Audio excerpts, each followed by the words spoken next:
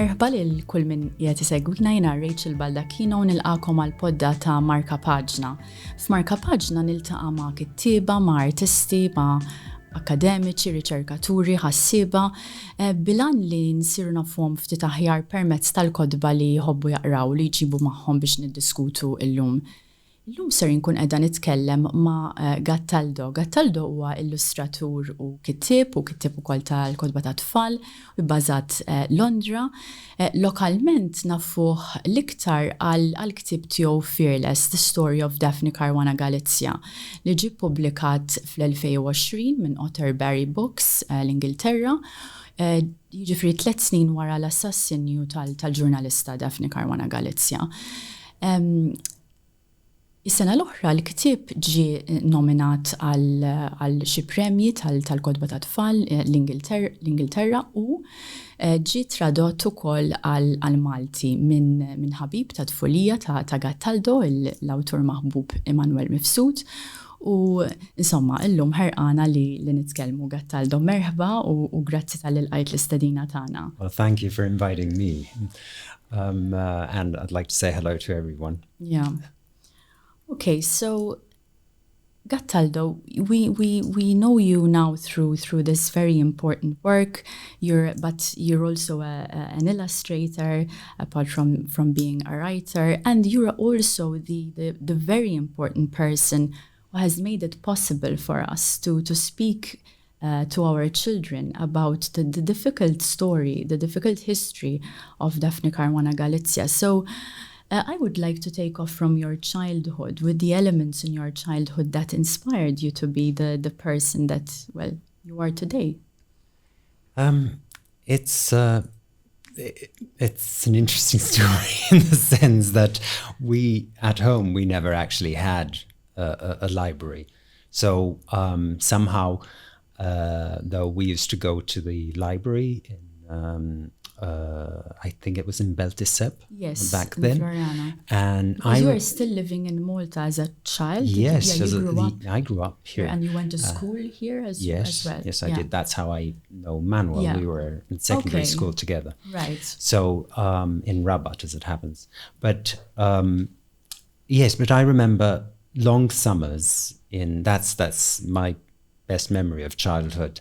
Long summers in a caravan, or in a camper van before that, and in a tent when I was a baby.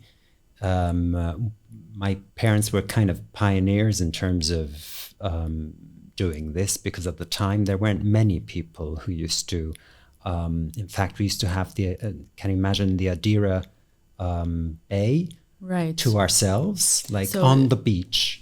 Itself, so with a tent. We had a tent on the actual beach. And then as time went by, we had a camper van sort of just across the road.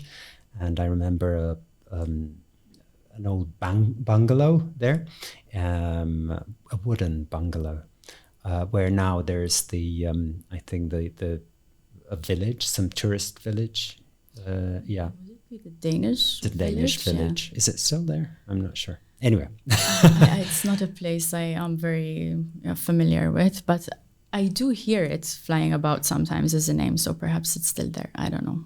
But the fact that we used to spend all of summer there, and every week my father on his Lambretta he used to take us to the library in Belle, and then we'd spend the day with him at the office where there was a photocopier. So I used to actually, myself and my brother, we used to edit some sort of a magazine, which we used to illustrate there as well. Did you draw for that? Yes. Okay, so you're already drawing at a young age. I remember drawing caricatures of my family, my family members and stuff, and so it was an idyllic childhood, especially summer-wise. Right. So there was a lot of space for both exploring when it comes to books and your own. Yes, because we used to have inspiration from as an illustrator as a child. I mean, were you aspiring, towards it's weird. I've never thought about that, but of course there were cartoons we used to watch on television, and also cartoon books like Asterix and Obelix, and what else was there? But it was mostly a combination of things. Do you remember teaching yourself how to draw, or was it something that you experimented with and then that developed as a skill as you went along? Well, from a very early age, I used to love drawing, and I think my parents weren't at all kind of the creative types, but they used to encourage us, because all three of us, my older sister and my younger brother, were all in some way in the arts scene. So, right. And are they still in the local art scene, or? Well, my sister's a lecturer at right. university. She teaches creativity in education. Right. And hopefully I got that right, because I'm not sure exactly what the title is, but yes. And my brother sings, so he's got a band and stuff. Okay. So yes, we're all in right. in different fields. Good. And my father used to send me to, I remember this old guy who used to, we used to call him Johnny Tassanti. Okay. And he... where in Rabat? In Malta. Sorry, in Tarshin. In Tarshin. In Tarshin, where we lived back then. And he used to do like decorations in churches and things. So his was a very academic kind of drawing, but he was such a gorgeous person, that inevitably it got me very much into drawing, into... Wonderful. Great. Okay, so you wanted to bring with you today Pierre J. Qed Nistenniek Nieżla max-Xita, so I can show the book here. So this was published quite a while ago now, in 2009. It won the National Book Prize in 2010, and it's a book of short stories. So it's about 27, I think, that I counted, and they're about love, about disillusionment, about expectations, destiny, misfortunes. But there is also a lot of work that is done in terms of technique in the book, with the imagination, but also, as we were saying earlier, with memory, both personal and historic memory. And I was wondering, how did this book first come into your life? What made you bring it with you today? Well, first of all, I had an issue because obviously I don't have all of my books. Yeah. So, but then on the other hand, you were forced to concentrate on a short list. On a short list, but actually I hit it right, because I hadn't read this book for a long time, and so rereading it to prepare for this made me fall in love with his stories again, with his writing, and made me think, well, I need to read more of his work, partly it's also because, to a certain extent, he flatters the reader. He flatters the reader both directly. In fact, I think he wrote something on my book, which I found. How do you flatter a reader? So, for example, in the sense that you're made to feel special, because you can recognize yourself a lot in the emotions that he speaks about. I mean, it's very emotionally accessible. Yes, for sure. He likes to be concise when it comes to the pathways he takes to the emotion. Yeah, something that I think he took a lot from Trevor Zara, probably, as well, who were saying inspired him. So that as a reader makes you feel like it's about you, in some ways, because he taps precisely those emotions. And also, I think it hit me because I had a similar kind of journey in life. A lot of the stories are about people who travel, or people who are traveling on the road, or who are living in some foreign country on the road.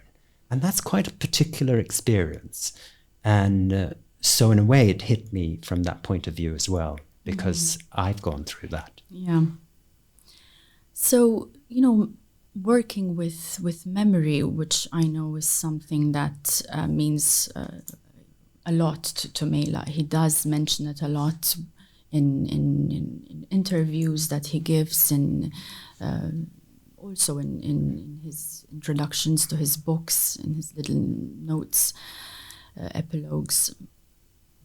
And memory tends to beget memory. So once memory is being worked into a text, it tends to shake the reader's own memory into action. And I was wondering if, particularly in terms of perhaps historic memory, when you were rereading this, whether it jolted something into remembrance, whether it took you, to a place where you remembered, I don't know, something specific about perhaps even Malta as a historic space as well, rather than just a personal space. I don't know if this speaks to anyone in any way. I don't remember the first time I read it. I don't particularly remember the feelings that I went through, although I remember they were pleasant enough for me to warrant choosing this as the book again. But the second time, certainly, as I was saying, it reminded me of when I was single, studying in Italy, and finding myself there. And I think there's a lot of that in his stories, the finding yourself in some way. I'm trying to remember any particular thing, not from the stories that I chose in particular, but what really struck me, for example, are not just memories in terms of you remember sort of sights or whatever, but he mentions also like smell, which is a very strong memory at times, and that's why in Riha Tatoto, for example, he speaks precisely about the smell of this man, which kind of brings him about physically almost to the room. That's the way he describes it, he speaks specifically also about nostalgia. Yes, he, to a certain extent, we're all nostalgic to some point or another. Some of us more so than others, and this can be seen in his stories as well. Totally. So one thing that perhaps can also take us to a place where we can discuss your work a little bit. So one thing that Mela does, not just in this book, but in other texts of his, is he works a lot with children. So he writes about children even in his adult fiction, even in Qed Nistenniek Nieżla max-Xita. About children, he writes for children, and he also likes to write from the point of view of a child, from the voice of a child. For example, I know a story that means a lot to you from Qed Nistenniek, fil-bar tal-Livja, we encounter a young girl who likes to spend her evenings drawing very intricate maps of imaginary cities as she waits for her father to return back home from presumably a night out at the bar, at Livja's bar. What I'm interested in is how you think, it's very difficult to write from the point of view of a child, to do it, to capture that voice. And I was wondering how you think he does that, how you think he manages that, or how you think he plays with that, Mela, in this specific story, for example. And not only a child, but a girl. I mean, so a different gender. And because I think that's one thing that when you speak about an author, a male author in particular, whether someone can write from the point of view of a woman or from point of view of a child. But I think it's because, well, partly because of his memories, but also because I think Pierre is very, has empathy, loads of it. And you can see this from the way he writes, to almost like he goes into each person and is able to read their not only their thoughts, but what they're going through, their feelings, the whether they feel heat or whatever. Everything is there, you know, and that's what makes his character so real. And so you think it's that the perhaps a heightened capacity to empathize that allows him then to travel from one character to the next seamlessly, even if it is a child. Yeah. I mean, that's what I assume, because of course I know nothing about his private life, so I don't know even if he's married or has children or whatever. I have no idea. And you mentioned that story, Il-Bartalivia. I found, well, first of all, I found a common theme between that and other stories. And such as, for example, you know, the almost a detachment. All right, the theme of detachment. So, for example, with Il-Bartalivia, there's this little girl who we only learn that it's that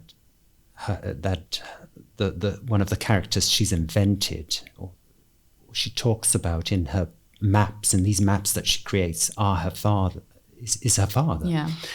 So she creates this whole city, and starts from this little bar where there's this woman, which is strange because this woman is very free-spirited, and kind of makes you think perhaps she's in competition for the love of the father, even though it's a different kind of love, of course, but because in there she places herself almost in the form of a statue outside of this bar, looking at this bar, and every time the door opens, she tries to catch some of the warmth from there. Yeah, exactly. So we're talking here about the child going to where there's presumably the bar where her father likes to spend time. In her imaginary city, she builds this little square with the bar, and then she projects herself into a statue that is close to the bar, so she can almost spy on her father, waiting for him. It's almost like she needs this his approval, his love in some way,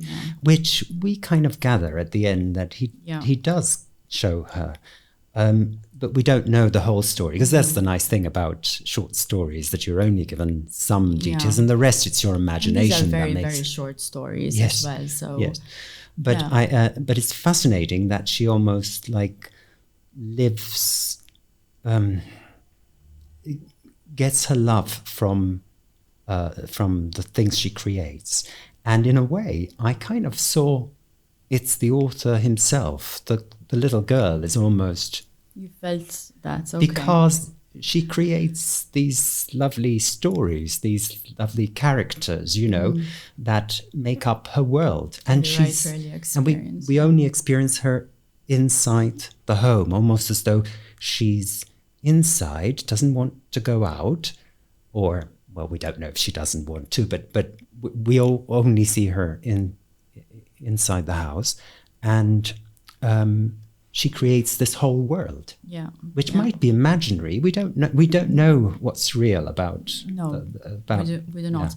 But it could be that what you're mentioning here, this detachment also plays into the capacity to capture the voice of a child, because you still maintain the adult perspective, and you travel in and out of it, kind of, which is a way of, I guess, working around it. Because towards the end of the story, which is what you're going to read us now, the voice switches, and there we get the father, who is directing the action, right? It is he then who comes back home, finds his daughter, asleep with her map covering her face, and he just feels, the peace and comfort of having a daughter. She's safe and she's asleep. So yeah, let's hear this. Let's get a taste of it. Tħobbu wis l-raġel il-qaraj, imma meta jintabaħ li sarlu l-ħin u jitfa f'rasu l-beritta l-griża ikkaxxata u jdawwar ix-xalla madwarhom u joħroġ, tara f'għajnejh in-niket ta' ġimgħa miġbur. Tibqa' tħares lejh sakemm jimxi t-triq kollha. Imbagħad jikseb fuq l-lemin, jgħaddi minn pjazza daqs nitfa b'torri kbir f'nofsa li minn fuqu tista' tara s-soqfa kollha tad-djar tal-belt u jidħol fi triq dejqa li fit-tarf tagħha hemm blokk bini kbir, kollu appartamenti żgħar. U jibqa' tiela l fuq, jiftaħ il-bieb. Waqt li jinżal l-kowt u x-xalla u jpoġġihom fuq is-siġġu taħdejn it-telefon fil-kurtur, jiftaħ il-bieb tal-kamra tat-tifla biex jara raqdiċ. U bħas-soltu isiba rieqda bid-dawl mixawl. Ineħħila bil-mod il-karta minida, b'nofs belt mibnija u bin-nofs liħor ippjanat, ibusa fuq moħħa u jitfila l-lampshade ir-roża. Thank you for that. Yeah, so we caught there the twist that I was referring to, where we leave the world of the imaginary cities and imaginary mapping, and we then enter we go back to the adult perspective, the voice of the father who's taking over. And what intrigues me is the sadness. Why is there a sadness in him? We're not told whether that's because of, well, whether his daughter is somehow ill or something. Perhaps that's why she's at home. Who knows? I mean, they could seem to be alone in the world as well, just him and her. So there's a sense of loss that is being replaced by time spent away from the home, by time spent in the home, but taking flight from the home. So yeah, there is a lot of that lingers.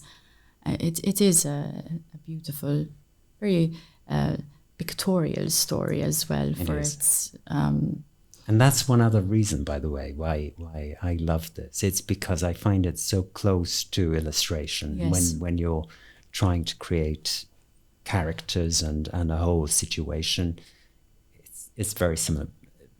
And obviously every author tries to do that, but I find that Pierre does so exquisitely. And in fact, this is what I have in mind now to speak with you a little bit about is what what you kept closest to heart and to mind when you were working on Il-Ġurnalista, on Fearless. It is a very difficult story to tell, and I was so relieved when this book came into my life, because I was looking forward to reading it to my nephews and my little niece. I know that it was your niece who inspired the writing of this book, and it was a difficult story to talk about with children of 5 years of age or younger. I mean, today I met a person who I was talking with about the book, and she told me, but do they explain everything in the book? Is everything in there? Because how will children react to that? I told her there is everything, and there is space for that everything to become, something else, perhaps hope as well. So what did you keep closest to mind and heart, also in terms of technique? Because I know that you get to this from a place of technique as well, I assume.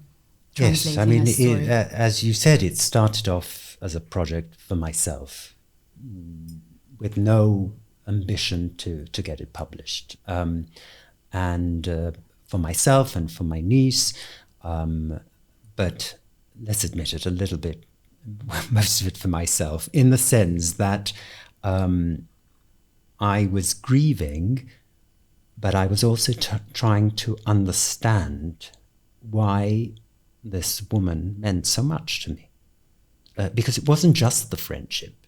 I realized that, because in the same year I had two other people die on me, and they both, one was my mum and the other one was a friend who committed suicide. So both kind of strong emotions in life, when you have to deal with that.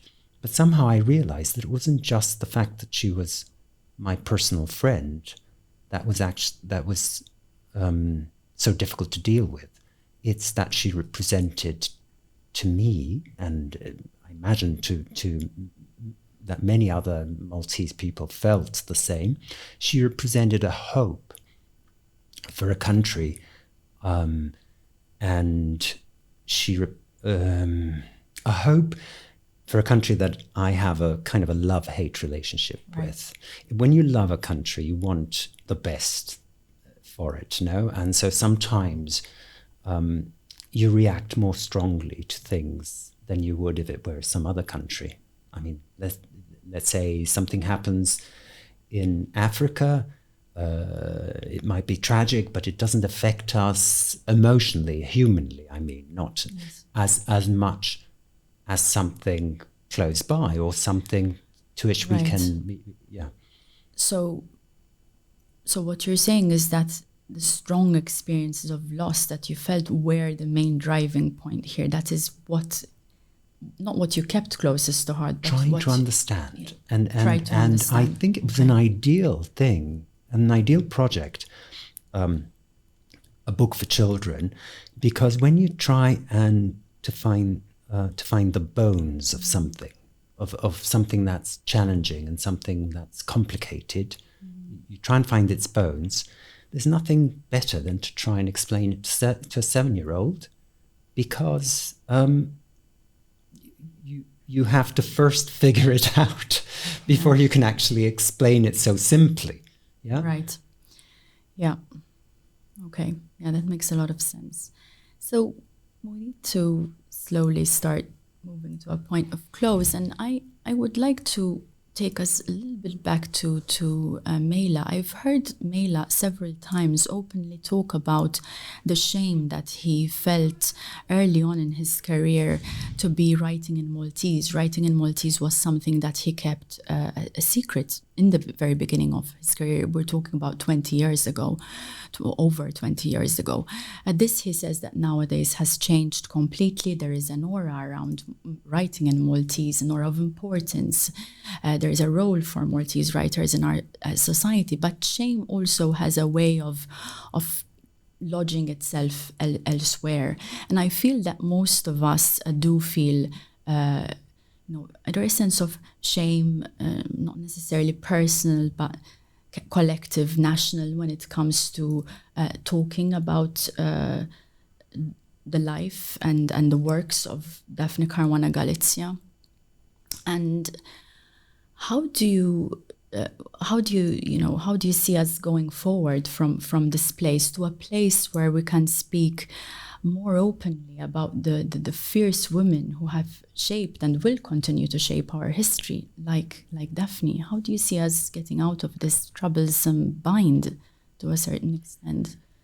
It's difficult because I've always also felt that I'm a citizen of the world in a way, and it's difficult these days to actually separate a country from other countries. Right. What happened to Daphne, what happened to us, is doesn't regard only us. Similar things have happened elsewhere, and I think the world, to a certain extent, is going through a little bit of a dark time, and I think we have to go further down before we actually start recovering from it. It always happens in history. There's always these. Hopefully, we won't go back to, let's say, I don't know, the 30s, or to what happened with fascism, etc. And because the world is, technology is moving very fast, for example, and one thing that technology has put into question is democracy, because information can be manipulated so easily. Yeah, this is in fact also something that I wanted to touch base with you on. Sorry, did I interrupt? Oh, no, please. Because so I do agree with you that what you just said is a tool for us that can inspire us to get out of this troublesome bind that I was talking about, and seeing it as a part of a universal problem will enable us also to perhaps look at it from different wider angles, with a wider space around it. But I also know that you have started a media literacy project based around this book, Fearless, right, on the life of Daphne. And I wanted to know how that project is going, what it's about, and because I do believe that it tackles what you've just touched upon here, that's the tension between technology and truth, right? Yeah. I mean, to a certain extent, even the book, in a sense, the whole idea behind the book is a positive one, and it's that today's children are growing in a more difficult world than we grew up in, and they have to learn to deal with it, and to deal with, for example, and this was one very important thing in the book. There's a part where it speaks about Daphne loving to read, and then getting the information, then make up her own opinion or about this, deciding afterwards. Truths, and this is about an informed opinion, because we all have opinions. But if these opinions aren't informed and we're not critical of the information that comes to us, we need to always question information. And that is what I tried to do, both in the book, but then I also tried through this media literacy project, which is a website which I did, which is called Fearless Daphne, which started off as a marketing tool, of course, for the book, but then eventually I thought it has to have some use as well, and I got even other journalists, for example, to write articles about what different kinds of journalists there are, why a journalist is important. So it explains journalism to the children. So I do encourage, young listeners out there also to go and check the website out. Thank you so much. I have to stop us here, even though I'm sure we could have gone on for a little bit longer at least. Thank you. It was an honor and a pleasure. It's been a pleasure for me too.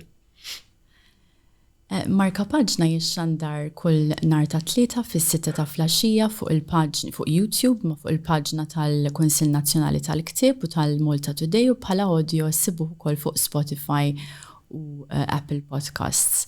Nirringrazzjakom tal-li segwejtuna u niltaqgħu għal podda tal-imiss. Saħħa.